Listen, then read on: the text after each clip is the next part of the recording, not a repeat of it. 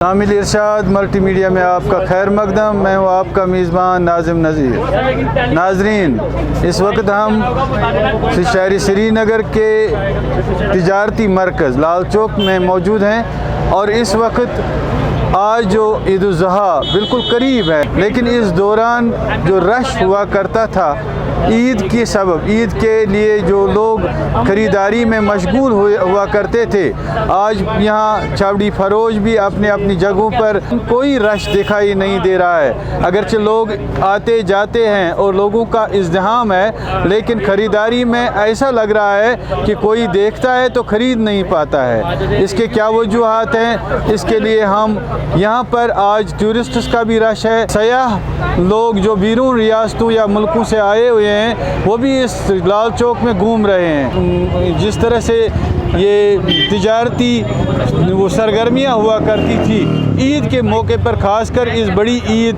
जिसको हम कहते हैं ईद उल ज़ुहा, ईद उल ज़ुहा के मौके पर ज़्यादा रश हुआ करता था, लेकिन आज ये देखा जा रहा है कि इस मौके पर, इस अजीम मौके पर भी लोग बिल्कुल खामोश बैठे हुए हैं, घरों में बैठे हुए हैं, और अगर कोई चल भी रहा है इस बाज़ार में होते हुए भी वो ख़रीदारी करने से कासिर है। इससे ये वाज़िह हो जाता है कि यहाँ इक़्तिसादी बहरान है, लोग इक़्तिसादी बदहाली के शिकार हैं और इसी वजह से तिजारती सरगर्मियाँ भी मुतासिर हैं। लगा बहुत अच्छा, लेकिन जो पहले रौनक हुआ करती थी ना, वो रौनक दिखी नहीं। जो मतलब जैसे 29 को ईद आ रही है, वो जो रौनक हमें दिखनी चाहिए थी मार्केट में, वैसी रौनक नहीं लगी।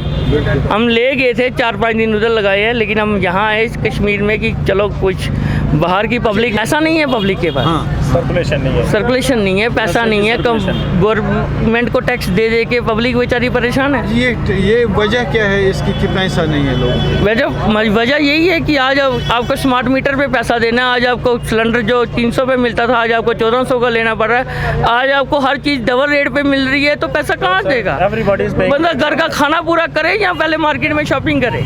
जी हाँ, हर एक बंदा सर टैक्स पे कर रहा है। आप पेट्रोल खरीद रहे हो, पेट्रोल डलवा रहे हो, कोई भी चीज़ ले रहे हो आप मार्केट से, एवरीबॉडी हैज़ टू पे टैक्स ऑन दैट।